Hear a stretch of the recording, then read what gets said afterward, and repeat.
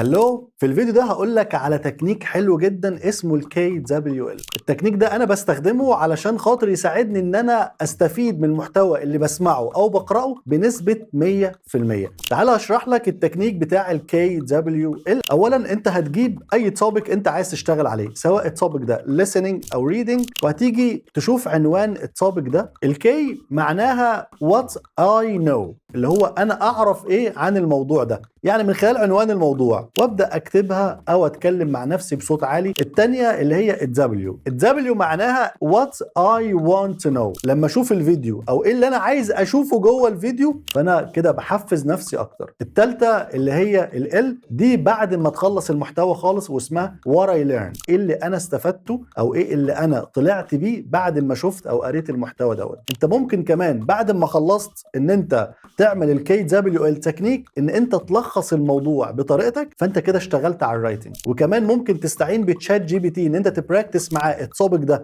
سبيكينج، فانت ممكن كده تبراكتس سبيكينج وتبقى ضربت 4 عصافير، اللي هو listening reading speaking writing، بحجر واحد بس. وكل ده وتولز كتيره جدا وتريكس كتيره جدا بنستخدمها في برنامج الانجليزي الامريكي لمده 45 يوم. هتتكلم مهما كان مستواك، وهتتكلم من اول يوم، وهتتكلم من غير مجهود، وهتتكلم من غير سنين ضوئيه.